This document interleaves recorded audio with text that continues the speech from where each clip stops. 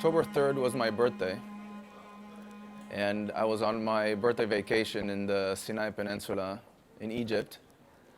And I woke up on the day of October 7th, ready for another day of vacation and relaxation. And we were sitting on the beach, me and my girlfriend, and this guy was basically jogging right in front of us, and he said, you know, there's missiles being fired at the south of Israel right now. Maybe you guys should check it out. And for me, missiles being fired at my house, in my area, is nothing new. But I decided to take my phone to the Wi-Fi and try to check out what's going on. So I did, and sure enough, there was heavy missile fire on the south of Israel.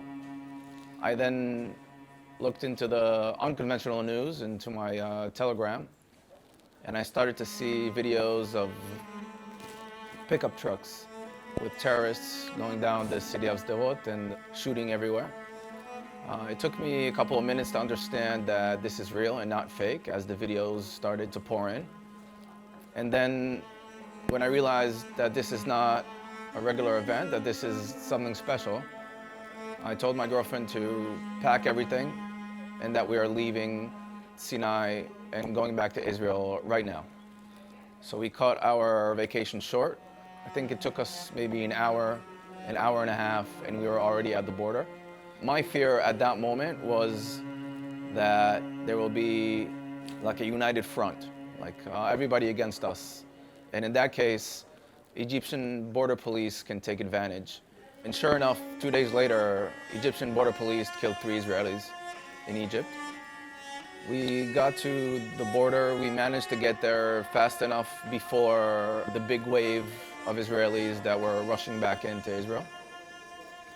And when we got back into Israel, we turned the radio on and we realized that this thing is huge and that there are people that are, crying from the shelter, talking on the radio from the shelter while there's terrorists outside the door.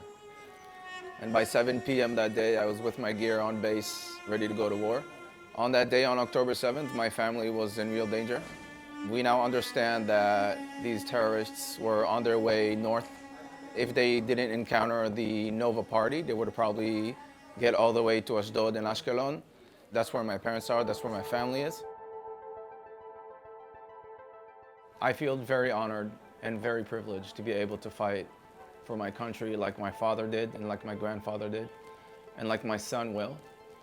And I think it's our absolute duty, and if not us, then no one else would do it instead of us. It's our job. Right now, me and my friends, we have this burden on our shoulders, and we have the privilege and the duty to fight this war, to bring it to an end, and to take this whole thing to the next phase, which is to rebuild Israel in the best way that we can. This is something that is completely our duty and privilege to do. While I was shooting at Hamas terrorists that were located inside a house, an Apache helicopter mistakenly identified me and my friend Savika as the bad guys and fired 3 Hellfire missiles at us. Only one of them hit the target, which is nothing short of a miracle because these are very powerful and very accurate missiles. I was gravely injured. I lost my left leg under the knee, and I had a shrapnel in my lungs and I couldn't breathe.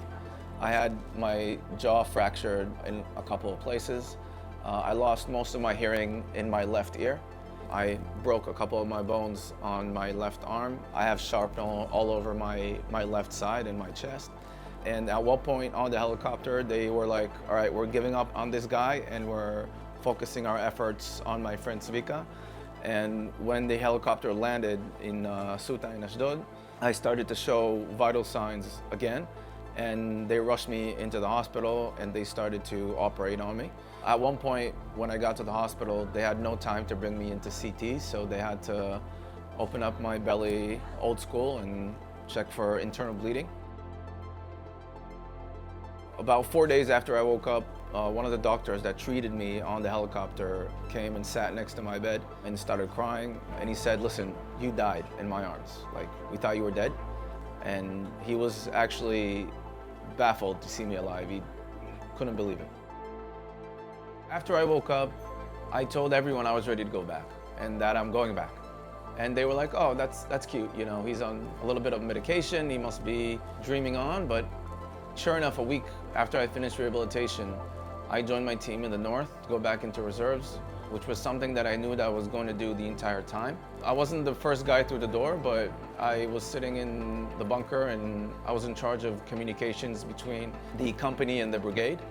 It was an absolute privilege for me, and I intend on doing that more in the future. After my injury, in rehabilitation, seeing people from the FIDF come over and help financially and help socially and give us just a smile and a hug, and making sure that we know that they're there for us, that means everything to us. I think there's a lot of hope for the Jewish people, but I also think that it's easy to say I'm hopeful. It's easy to say, you know, there's hope in the future. I think what we need is action. I mean, being hopeful is, of course, it's good, but, you know, working for it is even better.